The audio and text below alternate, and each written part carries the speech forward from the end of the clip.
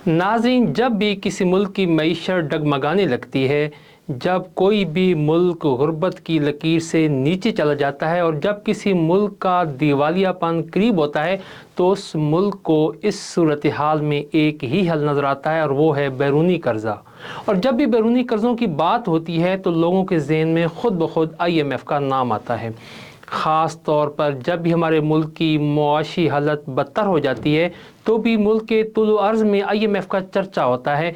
पाकिस्तान ने मुश्किल की हर घड़ी में इस इदारे यानी IMF से रुजू किया है और तकरीबन हर बार कर्ज़ा हासिल करने में कामयाब रहा है।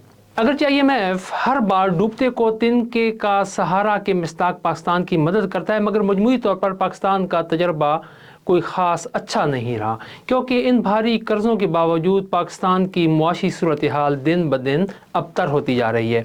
नाज़रीन, आज की इस वीडियो में हम आपको बताने वाले हैं कि ये इदारा यानी कि IMF कब बना, इसके काम करने का तरीक़ाकार क्या है, इसके मेंबर ममालिक कौन से हैं और IMF को पैसा कौन देता है।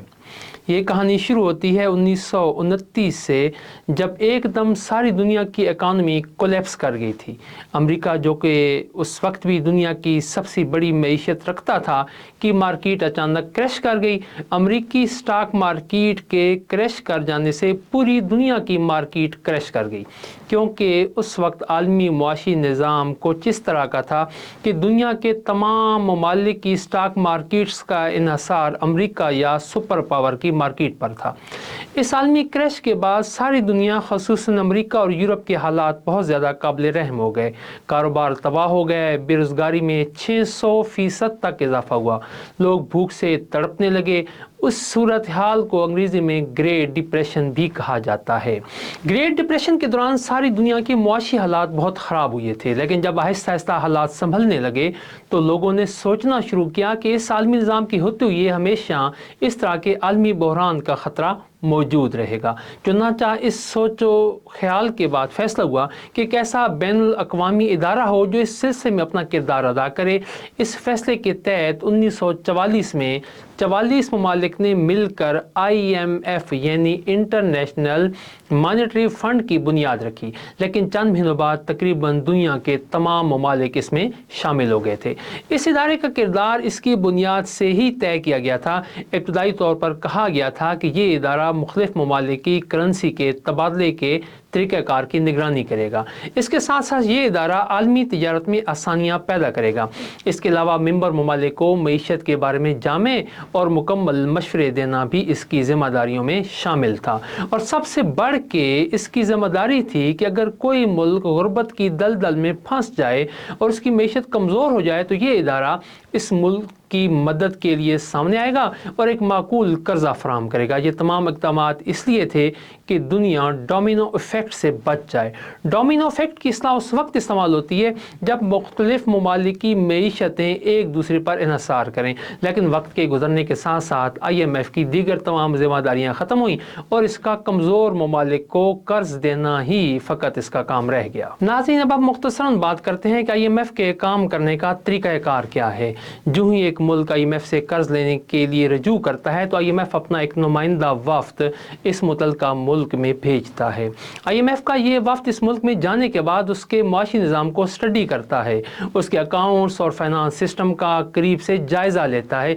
इस जायज़ा और मुताले के बाद IMF इस मुल्क की हुकूमत के सामने अपनी शराइत रखता है और यूँ दोनों फ़रीक़ैन के माबैन मज़ाकरात शुरू होते हैं और इन मज़ाकरात के नतीजे में जब भी मामला तय होते हैं इस मुल्क को कर्जा मिल जाता है। याद है कि अक्सर बेशतर IMF तमाम मुतालबात मनवा लेता है। नाज़रीन, अब हम बात करते हैं कि IMF के मेंबर ममालिक कितने हैं।